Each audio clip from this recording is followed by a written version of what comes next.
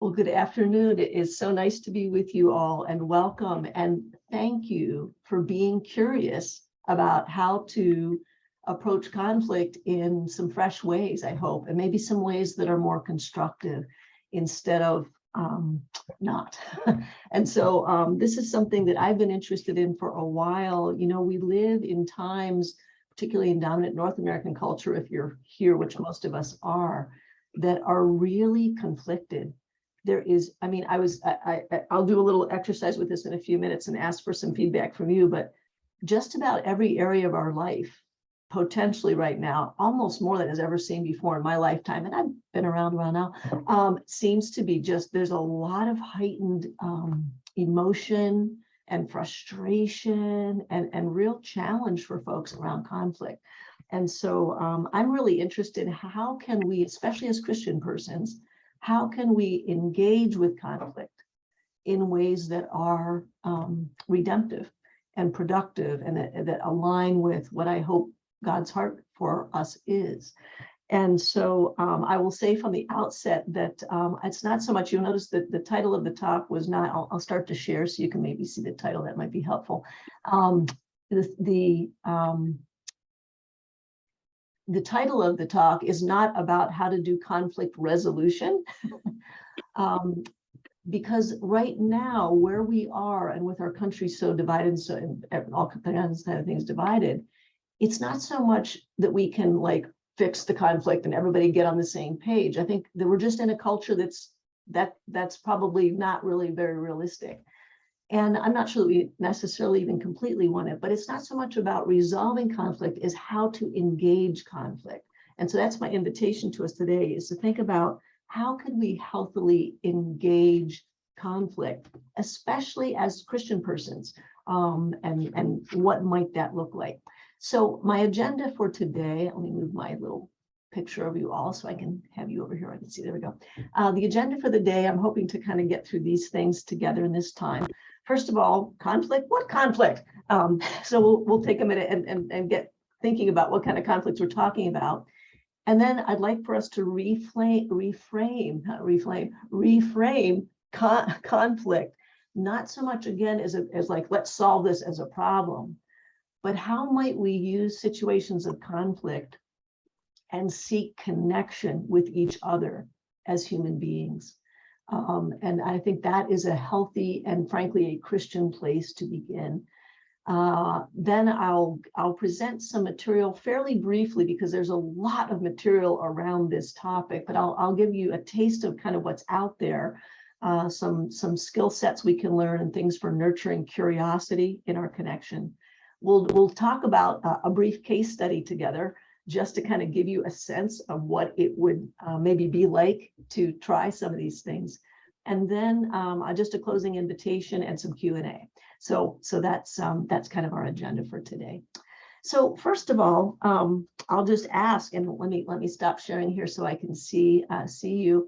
And maybe we can either put it in the chat, or maybe the chat's a good place, or if you're willing to unmute and speak up, I'd love to hear. What are some areas that you are seeing where we have conflict, or this might be a topic that actually has some practical application? Where do we have conflict these days? Maybe I'm the only one, but I'm guessing not, since we have some people here too. So other folks here. Politics. Politics, absolutely. The political landscape right now is extremely conflicted. Yeah. What else? Can you think of topics that have brought about conflict that's pretty public? Abortion. Yeah, abortion, the Supreme Court decision, especially around that. Yep, abortion. Gun control was another one that the Supreme Court recently talked about. So the role of guns in the United States. I think even in education, you know, book banning, what can teachers teach? Yeah, yes, absolutely. Right. So curriculum is being questioned, libraries. Someone also said that gender and identity. Yes, absolutely. Gender and identity. Are we even allowed to ask about that? Like, what do you mean conflict? Conflict? What conflict? Yeah. Even for example, with COVID and vaccinations and masks. So there's just layers and layers right now, especially, I mean, not that there hasn't been before, but there's just layers of conflict for us as people and in the culture that we're in. So let me go back to sharing this a little bit here. So, we're all of us are navigating conflict. And what's the sense, I don't know how most of different personality types experience conflict differently. So we should just say that from the get-go. Even that said, I wonder if you might be willing also to just share a little bit of what does it feel like when you find yourself in conflict? What's conflict do for, like, what's your felt sense of conflict? People come to it differently. Uneasiness. Okay, kind of a dis-ease, yeah, uneasy. Mhm. There's a real physiological response, like your heart rate rises, you feel nervous, you can get sweaty, you feel very uncomfortable. You're afraid to say the wrong thing, or Yes. maybe you're not afraid to say the wrong thing and you say anything, That's right. Thank you, Evangeline. Yes, absolutely. Yeah, we get our nervous systems get activated. And so all the things you mentioned are literally our physiology starts, for many of us, starts to kind of fire off in different ways. And we have rushes of different kind of chemicals all of a sudden being released in our bodies, our thinking. There's all kind of things that happen when we get activated. Some people actually also enjoy conflict. They find it kind of energizing, right? So some personality types really are like, let's go, other folks, not so much, or very conflict resistant. Kahinde, are you finding something on the chat? Yeah. So someone else also said that exhaustion. Exhaustion. Yep. Yeah. That stressful exhaustion. Yeah. So this is a topic that it's not just, and I put that in, it's not just an intellectual topic, right? It's a topic. Conflict is something that affects us as whole human beings and affects every dimension of who we are potentially. So it's really, really, it's important. I'd love to share with you a poem I came across about this. I thought this is interesting. And this is talking about specifically conflict that uses words, which many of the conflicts that we've been just talking about do. So I'll share this with you. This is from, actually, I've got reading glasses on. This is from Ruth Bebermeyer. She says this, the title of the poem is "Words Are Windows or They're Walls." I feel so sentenced by your words. I feel so judged and sent away. Before I go, I've got to know, is that what you really mean to say? Before I rise to my defense, before I speak in hurt or fear, before I build that wall of words, tell me, did I really hear? Words are windows or they're walls. They sentence us or free us. When I speak and when I hear, let the love light shine through me. There are things I need to say, things that mean so much to me. If my words don't make me clear, will you help me to be free? If I seem to put you down, if you felt I didn't care, try to listen through my words to the feelings that we share.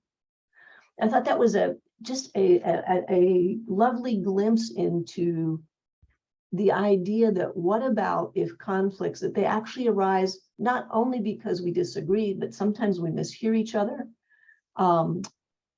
Communication is very complicated. And even if we do disagree, are there things that we do have in common as human beings that we can actually meet each other with and around in the midst of conflict? So conflict, what conflict? So again, what I'm trying to do here is kind of reframe conflict for us and suggest to you that we can, if we want to, we can actually reframe conflict and look at it as opportunities for connection. Typically in conflict, we're feeling disconnected. But what's often happening in conflict is that people, what's really important to people, especially kind of heightened conflict, is tapping into what people really care about and what's really valuable to them. So we're actually touching on people's needs and values when we come to conflict. So those are things that as human beings we can connect on. So as I've been studying and myself personally just working with this material, I would suggest to you that there's two basic ways that we can actually kind of nurture curiosity in conflict. So one is that when I find myself in a conflictual situation, I can kind of be curious about myself and connecting with myself.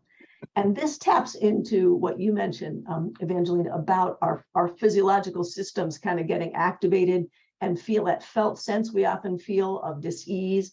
And I can begin to be curious because people who study feelings tell us, feelings and emotions, that it's not so much that feelings happen to us, but that we do emotions. So we actually physiologically, because of what emotions and feelings are in the body, we do emotions a certain way. And every unique person has unique ways they do that. So it can actually be in the midst of conflict, it's actually pretty important to first pay attention to, in my own self, in my own body, my mind, my heart, my spirit, for those of us who are kind of aware of that dimension of ourselves, what's going on? And there are some ways you can explore that. And then the second place of curiosity is, gosh, I wonder what's going on in, let's say, if it's a person, a particular person, you can have groups, of course, but let's say for now, one-on-one, if you have a person, I wonder what's going on for them. I wonder what's happening in them. I wonder what they're feeling. I wonder what they're thinking. I wonder what's of value. What is this tapping into in terms of the need in their life? And I can get curious about that for the other person. Not curious simply intellectually as, oh, I can't wait to argue away what they think. I would actually suggest that that's a judging kind of curiosity, but an authentic, open interest and desire to connect and know and value this person, even if we disagree on something. So a couple different ways. So I would suggest that actually conflict is a great place for us to practice a kind of compassionate curiosity. It's kind of in that sense. I think of it, I'm not a martial artist, but I've read a little bit about, say, jujitsu, and it's almost like a jujitsu move where you've got someone with a lot of force maybe coming at you. And one way to respond to that, you self-defend, right, and up, and you can engage in conflict. Another thing you can do is there are moves that you can do in martial arts to either step aside and let the flame go by, let the stuff go by, or you can engage it in a way that actually you're able to engage it in a way that is not harmful to you or the other person. And so I think of conflict as a possibility for some kind of, I call it divine jujitsu, a way of actually engaging with a person, maybe in a way that's unexpected, but that can actually bring some peace and connection between us. So that requires us to change our focus. and right, because usually when we're in conflict, because typically it activates our systems, the first natural thing to do is to get defensive. Internally, if not externally, our defenses go up, our judging goes up, our blaming, because we're uncomfortable. We don't like this, so we want to blame the other person. So there's all these things that happen. And I read this funny story. You may have heard it before. This is out of a book by Marshall Rosenberg, Nonviolent Communication, which I commend to you. He says this: there's a story of a man on all fours under a street lamp searching for something. A policeman passing by asked what he was doing. He said, well, I'm looking for my car keys. Who appeared? The man says, yeah, I'm looking for my car keys, replied the man, who appeared slightly, shall we say, slightly inebriated. Did you drop them here? The officer asked. No, answered the man, I dropped them in the alley. Seeing the policeman's baffled expression, the man hastened to explain, but the street lights here, the lighting is much better here. So he's looking for something he wants because it's the natural, easier place to look, but he's not looking in the right place to actually find what he desires. And I would suggest to us that conflict it's not simply an exchange of ideas, but fundamentally between human beings when we have conflict, there is the potential and desire for connection with each other, a way of knowing each other, not just what we think, but what's valuable to you. How are you feeling? What is this like for you as a human person? this thing that comes up, what is that bringing up in you? Why does that matter to you? Why do you care deeply? So it's a way to change our focus from, again, not so much conflict resolution as engaging it in more healthy ways. So there, as I say, there are different ways of looking at this. Oops, I went over. So I'm going to just suggest this is sort of, say, 4 basic kinds of ways we can begin to approach this kind of a conflict situation. So first of all, and overall, you'll see the topic is we're listening, we're engaging in the conflict, and we're listening for the purpose of connection. So not for the purpose of winning the argument or resolving the conflict and fixing it, but for connection with this person or with this group with whom we're in conflict. So first of all is to pay attention to our feelings, identify and receive feelings and sensations that arise. So I'm going to confess to you, some people are, I will say this, personality-wise, people have different abilities to be able to connect with their feelings. Some personality types, like they have 100 feelings in an hour and they can tell you every one, and they're like, of course I can describe how I feel. Others of us like feeling, what do you mean? What do I feel? I mean, I can do the big ones. I can do angry, happy, sad. But if you're asking for any more subtlety than that, I'm a person for whom feelings is hard to identify. But there actually are skills that we can learn to broaden our feelings, vocabulary, and awareness. And often it can include, it's not related only to, but it can include our bodies. So that's where body awareness can be also really helpful. And that can be in terms of sensations and things in the body, heart rate, breathing, posture, gestures. There's a lot of those things, but also in terms of images that come to mind. So for example, I'll tell you, I'll just be personal here for a minute.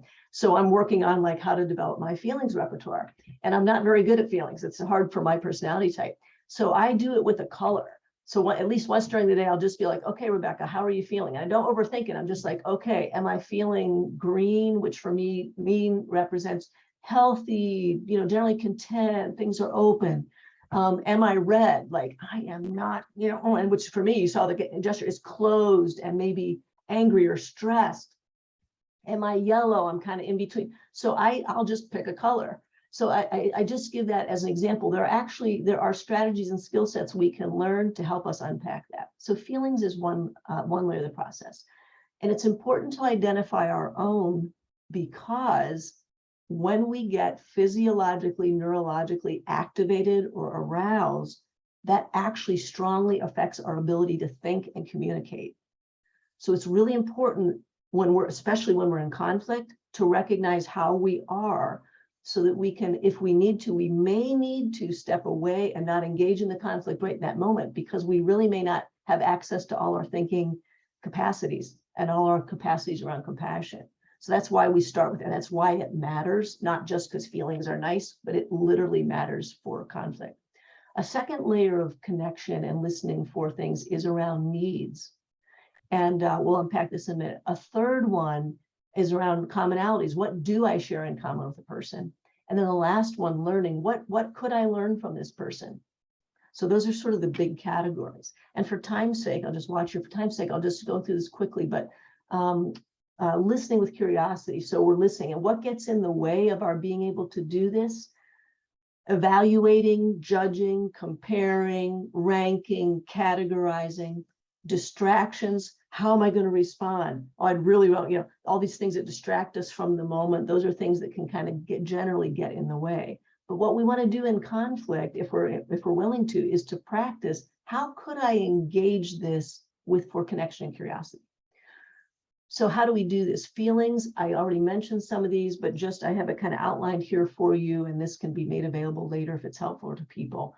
But as I mentioned already, developing a vocabulary for feelings. There are feelings for when our needs are met that we tend to have, and when our needs aren't being met, there are other kind of feelings we tend to have.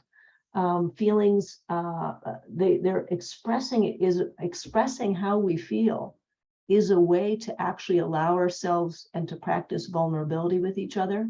And vulnerability can be really scary, but vulnerability is actually a key to human beings connecting with each other. There's research behind this. It's actually an important way for us to connect as people, as human beings, beyond conflict and ideas. So again, how do we do it? We take responsibility for how we do them ourselves. How do I do feelings? She makes me feel whatever. That's a kind of blaming. That's not taking responsibility myself for what's going on. Distinguishing thoughts from feelings. Well, I feel that. If I say I feel that, I've already moved into thinking instead of actually naming how I feel. Just I feel, fill in the blank with what it is. Distinguishing feelings from what we think we are, like I feel inadequate, or I feel, whatever. I'm bad at feeling, so we'll stay with the one I have here. But I feel like right now, I feel inadequate. I feel inadequate. I can say that, but I'm judging myself there. That's different than I feel disappointed in myself. But you see, there's a difference there, because I'm not judging what I think I am. Like I am this thing. It's more just this feeling one has. Or again, distinguishing how we think others are behaving toward us or evaluating us.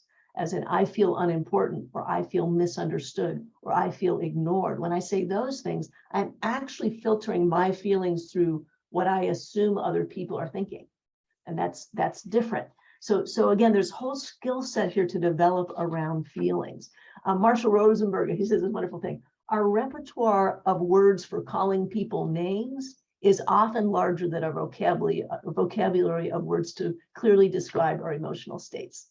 That's not true for everybody, but it is true for a bunch of us. And I think it's, especially in our culture right now, often is true.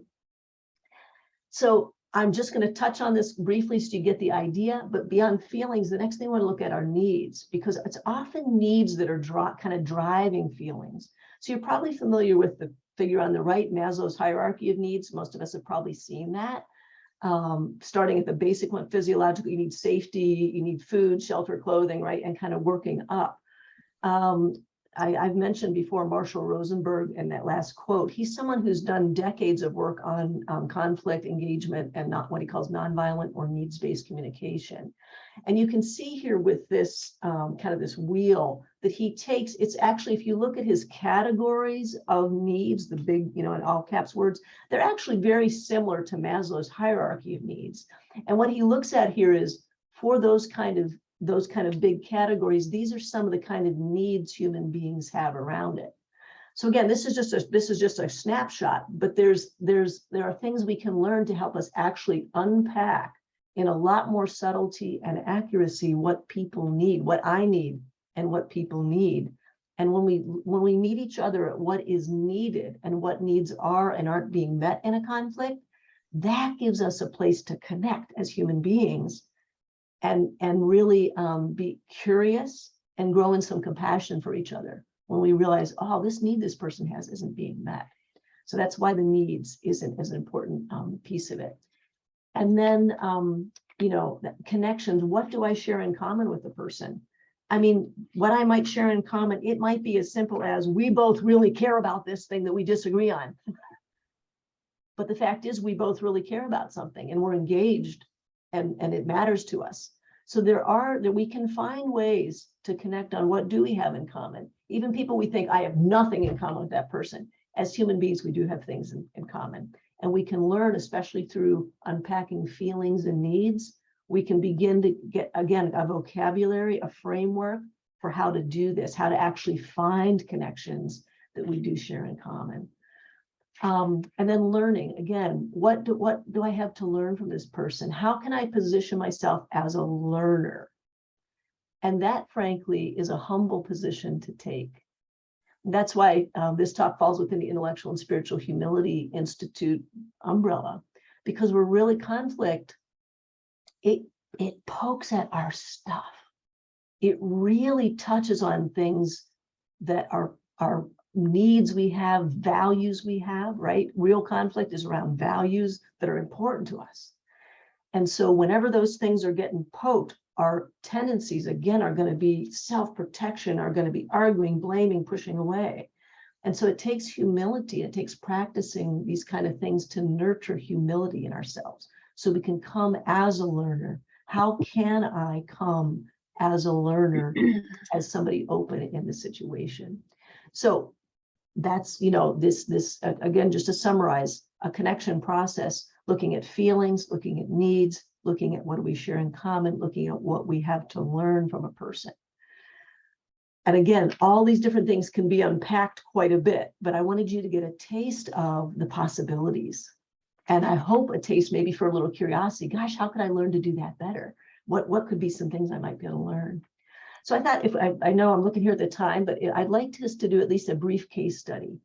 And we're just going to do it briefly. I mean, we could actually spend, I'd love us to have, a whole half hour to do it together fully, but just for the sake of time today, we'll just kind of walk it through briefly. So I've kind of just laid it out here, the feelings and needs, connections, the things I just said. I'm kind of laying these out here so you can see them.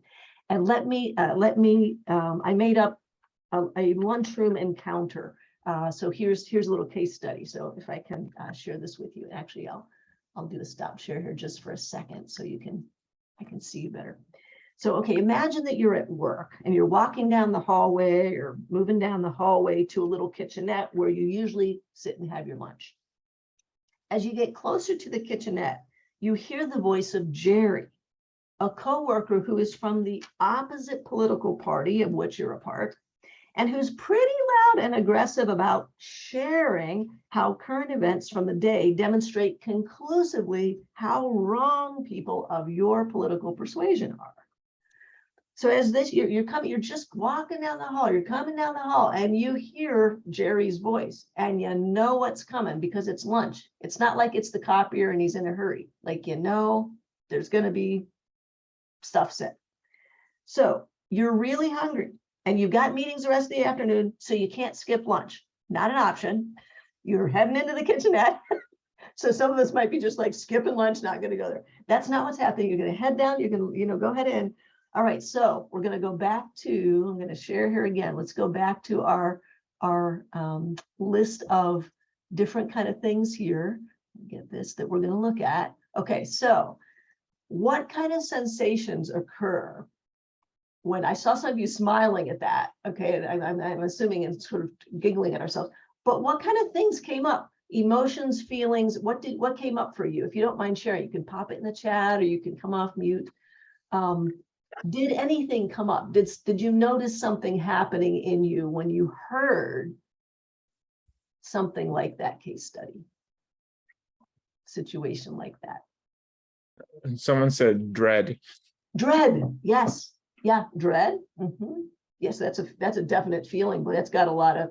I can feel that when you say dread. I can feel that. Annoyance. Annoyance. Mm-hmm.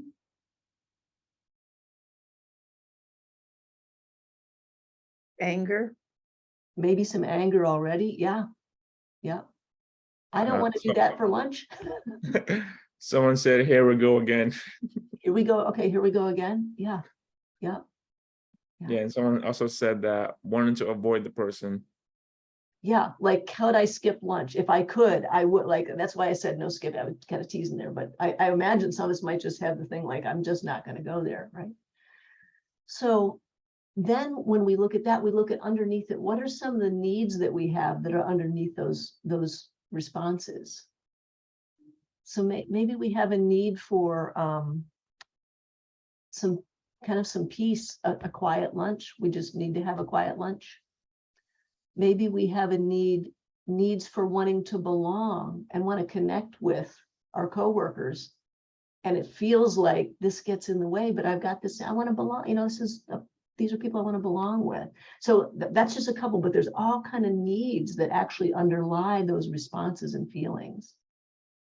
So then what's a connection? What is a connection with something? What is something I have in common with Jerry? Well, obviously we both work at the same place. We both eat. I'm kind of joking there, but we both take a lunch break, maybe go use the kitchenette. We both have opinions about things. We both care about things that are out there right now that are coming up, right? So that may sound like, but those are things you actually we share in common. And then it might be, well, what could I learn from Jerry? And I don't mean here just like what information could I learn, although information is good, right? I want to be an open learner. I want to learn things I don't know. And often when I engage people who have different convictions than I do, if I'll come openly, I actually do learn things. And I want to be a person who learns, and I want to, but more than that, I want to learn from Jerry. What does Jerry feel? What does he need? How could I connect with him as a person? I might never agree with him on what his political view is, but because as Christians, Jerry has value, just like I have value, just like you, every one of us has value. He is beloved. As Christians, we believe this. Jerry matters in this world. And if I have an attitude that's like, I just want to write him off, I don't believe that is the best way of actually representing Christ in the world. And as a Christian person, I want to authentically be a person who's like Jesus. And Jesus, like, I don't want to write people off. So if I'm writing them off, I'm not connected, I'm not willing to be. So I can learn from Jerry, even from somebody who like, I just don't agree with anything. Nothing, like we have no, like all that thing. I could learn, okay, Lord, how can I learn how to value this person? So those are the kind of learnings. It's not only about information. So that's just kind of a taste of the kind of a kind of approach to conflict that is reframing it again, not so much from let's resolve this, let's fix this, as it is, how can I connect with this person as a human person in ways that are significant and that matter, and that might actually help me increase in learning how to love someone differently, and maybe also love some parts of myself too, that this stirs up, learn to know myself better, appreciate myself as well. So that's kind of the invitation here. Are we even willing to go beyond conflict and want to connect with others? And if so, how might we do that? And I want to leave you with some hope that there really are skills we can learn that can help us do this. It is possible. It's not easy, but it's not easy work, but it's really deeply good, and it's really important. We need it. We need it, and our communities need it, our churches need it, our neighborhoods need it, our places of work need it. So that's the invitation for today. So thank you for listening, and I think we're going to have some time for some comments, questions. That Yeah, kind of. what are your thoughts as you hear Rebecca share this? Is something as you think about conflicts that you have, your coworkers, your communities? Can you see this working? What are your questions? You can unmute or you can type them into the chat.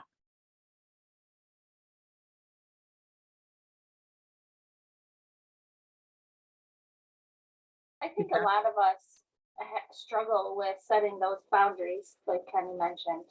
But I find that as I've gotten older, I'm kind of swinging the other way. I used to always I didn't really have any boundaries. Whatever people said, I just kind of took it on. And but as I've gotten older, I find myself really pushing my own boundaries back. And sometimes I almost feel like I go a little too far. Like, hey, that's my boundary. We're done there. Thank you. And I'm just now looking at the chat because I haven't quite figured out how to do things at once. And I will say, yeah, part of the boundary piece, and boundaries are really important. That's where those pieces of being curious and learning about ourselves are in terms of our own feelings and our needs, because we need to be able to identify, this is what I need here. And my needs, Jerry's need in that thing, we each have needs, and those are valuable and they are to be honored. So it is really important to have those. And the piece is, my needs are important and so are Jerry's. And so that's where in conflict engagement, it is both and. But a lot of times we haven't, in general, our culture has not, I think our culture dominant, when I say our culture, dominant North American culture, has not really taught us the skill sets of how to even identify our needs, let alone name them. Are we allowed to name that we have needs? Oh my gosh, that's kind of vulnerable, right? Because we have a culture that dominant culture is very independent, like I can take care of myself, I don't need fill in the blank. So it's countercultural, but you're right. And that's where those boundaries, the boundary piece comes in, healthy boundaries that are appropriate and not, I would say, not violent.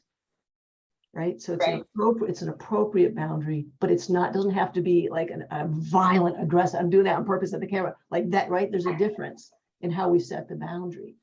Yeah. Important. Yeah, thanks for bringing that up. Other comments or questions? Yeah. Kehinde, I think I see you. Yep. Oh, sorry. Thought I muted. It said that someone just said in the chat that these are really valuable points that could help to lessen road rage, gun violence, and in the city, using these skills set, using this skill set instead of resorting to violence. Yeah, and I mean, violence is a really big category. There's a lot of ways to talk about that.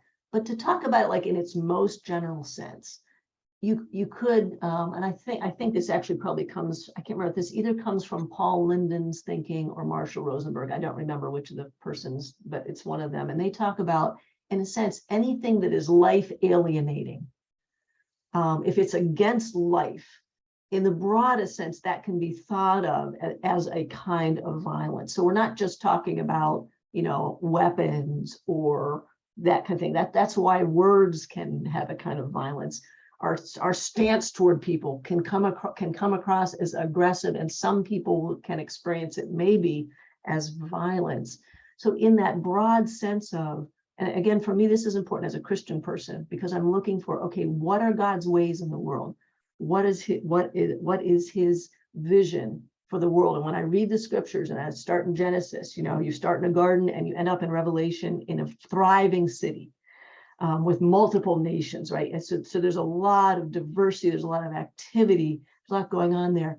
What does that, it's about, there's a flourishing, there's a life, there's a place for everyone to have what they need and to be able to engage that with each other in ways where we're supporting each other. And it's not a scarcity mentality of there's only enough for me and nobody else. But God, in scriptures, it's really God has an abundance, right? An abundance viewpoint or perspective that God promises He will provide for what we need. That's very countercultural. That is not the same as I've got to defend my turf, right? And so that's where a lot, again, but even that and a lot of violence, it comes from needs that aren't being met. So that's why learning how to use these categories personally and as communities, I think really, could be helpful. Let me just see what else we have here. Yeah. Anything else? Other comments? As I think we're just watching the time here. We got time for a little more or questions. I have always avoided conflict. I really don't like conflict. I don't either. It's very upsetting. I grew up in a large family. I think that had a lot to do with it, dealing with everybody else's, how would I say, problems or whatever goes on. But I really felt like this presentation you did helps me to look at it in a positive way, where I can make it an experience where everybody benefits from what looks like conflict or is conflict. So thank you for that. Yeah, well, Janine, thank you for being willing even to come and begin to think about conflict differently. Yeah, thank you. Yeah.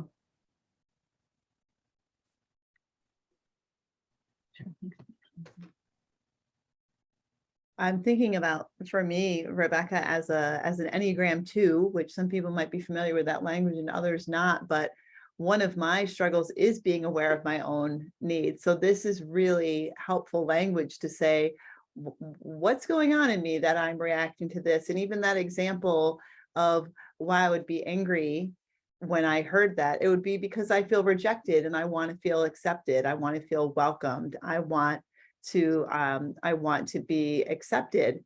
And I'm hearing, oh, I'm being rejected. So just even that language of, what's going on? And then I realized, oh, that's why I'm upset. It's really, I'm upset because I'm not going to get something that I want and need. Mm-hmm. And I can now kind of hold that and say, okay, that person may not be able to give that to me right now. And now what is it that they need? Like, now that I've addressed what's going on with me, I can check that and now go to the other person. Is that kind of a bit of what you're trying to help us work through? Yes, and beautifully said. And it's actually, I've been working with this myself now for a bit in a couple different settings. And I'm finding it's helpful. And I'm so glad you said what you did. So to identify what is it that I need here, and to be aware, and you said this, I didn't, but this important point, that the other person or this group, they may or may not have the capacity to meet the need that I have. And if they don't, that's okay. It's important to recognize that just may not be, and it might not be possible right here. Does that mean my need isn't legitimate? No. It means, and again, as a Christian person, I'll be like, okay, Lord, so I have, it's a legitimate need that I have. And you tell us that you will supply all our needs. And so I can look and say, Lord, I have this need in this situation not being met. Does that mean, oh, okay, well, I'm going to write that person off, or I'm going to write off that whatever, or that workplace, or, throw, in a sense, throw the baby out with the bathwater because my need wasn't met? It's not so much that. It's like, okay, no, I have this need. Where might that be cared for? How might that be met? Lord, how do you have that for me to be met? Because the other piece of it is that when our needs are met, when we're in a place where we are resourced, which is by which I mean our needs are being met. When we're resourced, we will pretty naturally and organically have compassion toward other people. We have more patience with other people and ourselves if we're resourced. But when our needs aren't being met, for all of us, it's like then we're on edge, and we cannot be, in a sense, our best selves, those selves that I believe Christ has redeemed and wants us to be, right? I mean, do any of you notice this, that if you didn't have a good night's sleep, or you haven't, for whatever reason, eat well, or you're under the weather, I find my patience is different. Like, I'm not as patient when I am any of those things happening, or stressed. And but without when I've had a good night's rest, when I've eaten, whatever, I'm feeling okay. My patience has a lot better chance, the capacity to be patient. There's a lot more room for it to be present with others. So to me, that's how this links into that. It's like, okay, so those needs that I'm often not even aware I have. That's why those lists of learning how to name needs, like, gosh, I never thought about it. But as you said, for personality types also, there'll be particular ones that are so important, or you're really hurting. So learning how to identify those needs in ourselves and for others gives us a place to then look for how can it be met, and it increases our capacity to engage conflictual situations with more grace, more patience, more curiosity, more compassion. I also wanted to say that I love the comparison to jujitsu because it's not often. I've never really thought about conflict this way, as redirecting someone's force or anger or whatever they're going through. Because you usually think of conflict as one going against the other, and that doesn't have to be the case. And I love that the comparison, because well, you're right. Like jujitsu, like you can teach is like redirecting someone's force either against them or like away from harming both you or them. So I love that comparison. Yeah, so it doesn't harm. Yeah. And it gives them room to vent what they need to vent, whatever, but it doesn't have to harm you in the process. Yeah. I have found this hopeful in my own life. It's hopeful. It's like, okay, this is really hard, but it's not hopeless. There are, and I believe, I should say this too, I believe these are God-given capacities. I believe the capacities to learn, how am I being physiologically activated? What do I feel? Our feelings and those physiological responses are God designed us that way as human beings. So they're actually God-given capacities. And the same thing in the world we live in, we have needs. And God designed us actually to have needs. That's a whole theology. That could be a whole different thing. But actually he did in the garden. It wasn't like Adam and Eve, the original thing, like, oh, you don't need anything. They were meant to need God. They were meant to need each other. They had food needs that God, I mean, so human beings are made with needs. So all of these things are actually God-given capacities of being human beings. And so what I'm urging and what I'm learning myself to do is to learn to be aware of them, because for much of my life, I just haven't been aware of them. And then to say, okay, Lord, how do you want this capacity used in ways that are redemptive? And I need your help. Like, it's not just a checklist, I'll do this and everything's going to be fine. I need the help of God to move into these capacities.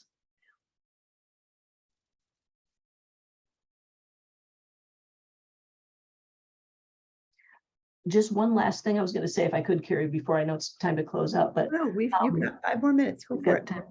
I did want to just offer and say that at the Intellectual and Spiritual Humility Institute, which is just kind of almost relaunching post-COVID because of COVID, this was what it was. So we're kind of getting a restart. If you're interested in maybe learning some of these skills about how to unpack and really learn how to recognize those things like feelings and needs and strategies for how to engage in conflict more compassionately. This was a pretty high level, just like these are the kinds of things, but we're going to be offering, workshops, classes and that on these topics.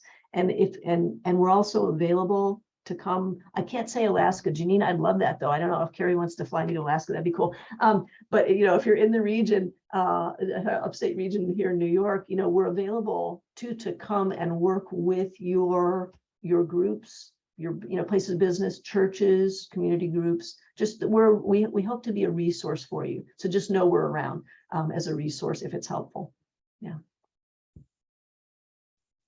Too bad you can't do more Zoom resource things. Actually, we're building some courses That's good. that are on Zoom. Yeah. Thank you. Yeah. So there's a way to reach Alaska and to learn from Alaska. Yeah, I put a link in the chat. Actually, Rebecca is offering a 3-week mini course on this exact topic later this fall. So there's a link there. That's a Zoom course. So there'll be 3 online meetings where you can explore this topic more in depth. And then actually, Rebecca just launched a Zoom, another 3-week class, then a 3-session class on mindfulness, beyond mindfulness, maybe. And Kenny's going to put the link in the chat. Do you want to just tell us a little bit about what that class is, Rebecca? Tease us a little bit of what we'll learn in there. Sure. So actually the first class is the Beyond Mindfulness. So that's, again, it's looking at these skills about awareness of ourselves for the purpose of serving others well. So that's the beyond part. It isn't just about ourselves. It's for, I believe, a purpose that's communal. And then the next one is about resiliency. It'll be a 2-night Zoom class that looks at resiliency, how to build resiliency in ourselves and each other. And then the last class, and I think that last one is I think it's a series of 3 Tuesday nights in November, I think. And that one's on engaging conflict. And that one we'll have more time to work on this kind of, personally work through these steps and do more in-depth practice and learn, again, skills. There are skills we can learn that help us do these things. And as you can tell, Rebecca's an amazing teacher. She was one of my professors at the seminary.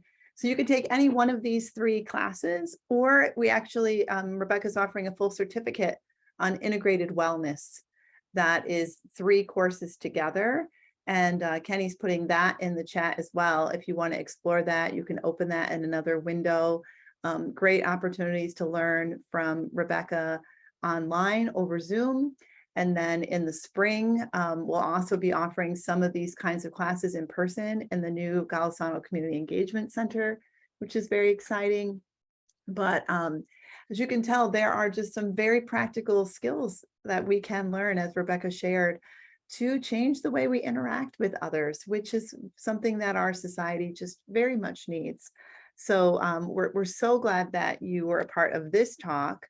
And although this is the end of our homecoming talks, it's not the end of our homecoming celebrations, and it's not even the end of our virtual homecoming offerings. So Friday night is our Homecoming Pops concert.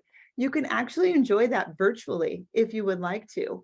So Kenny's going to put that link in the chat for you, and it's through the CLC website, so that's going in the chat right now. So if you want to attend the concert, if you can't come in person, you can watch it online.